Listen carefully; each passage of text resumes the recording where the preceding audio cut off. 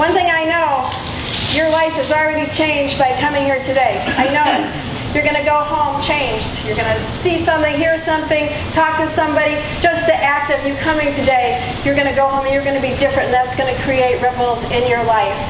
I also know that you're going to change somebody's life today, and someone's going to change your life. Like Jerry and I, if you're only open just a little bit more, and you open and you listen, you don't have to even talk to anybody. Just listen and be here, and the fact that you're here, things are going to happen different for you in your life. So this is really about bravery to me. That's a theme you'll hear during the day. And having 6 women come up without introduction throughout the course of the pep rally. I'm going to let them introduce themselves and tell you as much as they want to about themselves, but I asked them to share their turning point story, as I'm calling it.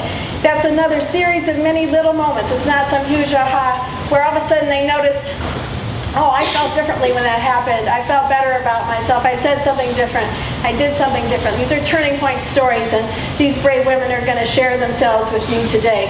We thank the weather gods here, because if somebody said, you know what, we're not hot sunny day, lay on the beach kind of people, you know, we're warriors, and we, you know, and this is your, like Michelle said, I said, really, do I have to make one more speech about overcoming adversity? Couldn't we have that one? But no. So this is about like taking the leap, and you know, and rising to the challenge. We had a plan as of last night. Is Jen, our event coordinator? We had a plan A, B, C, D, and then we had a nuclear option. That was Dean's idea. I don't think we're going to have to resort to that. You know, I had a lot of wounds, like a lot of you do. I know you do. And when you grow up as a woman without being diagnosed, you accumulate a lot of wounds, whether it's not fitting in or wanting to belong. And it makes you, even if you rise above that, for the most part, they're still there and they surface in certain times. Well, mine was really a wound of invisibility, and so it was the fear that nobody would not come, but they just wouldn't even notice that I asked. You know, I was reading a book at the time. It was a wonderful book by Shonda Rhimes, who writes Grey's Anatomy. It's a great book about a year of saying yes. Well, I had no problem saying yes, because then people want me, they invite me. But this was me having to ask other people to say yes to me. And it was really scary. I knew I'd have to go a year, I'd have to push, I'd have to make people uncomfortable, I'd have to put myself out there. So this is what the brave thing was for me. Because I had visions of me and Ellen and Michelle and Dean hunched over me in one corner, just the 4 of us alone. So luckily, thank you, that didn't happen. But there was absolutely no way I was going to be able to do this alone. So that meant like explaining my vision, trying to communicate what I wanted, working with other people, letting go of control to some extent. And I had this great group of women from various projects we've done over the years, half ADD, half not ADD, and it was like an amazing experience to watch us all work together. We put up with their neurotypicality, you know. We were very accepting of them, and Jen learned to, you know, translate into ADD language everything we were saying, and so, you know. But when I heard this phrase, it really tipped the scale. It's this old African phrase. I don't remember who first told it to me, but it said, if you want to go fast, go alone. If you want to go far, go together. And I guess that is really what I learned this year. And it was not an easy lesson to learn. Today I just want to try to make sense of all these crazy things that happen, and understanding that our lives are more than about clutter and piles. You know, women with ADD, they devalue themselves so much, and they hide their brilliance under all that stuff that people judge them by, and they judge themselves by, and they feel unnoticed. Thank you. Women have such sensitivity and warmth and caring, and they feel buried under their surface stuff, and that makes them feel disregarded or invisible. And I know that's why you're here today, so that kind of stuff's going to go away. It doesn't work that way. It's so much more complex. And most women come into my office,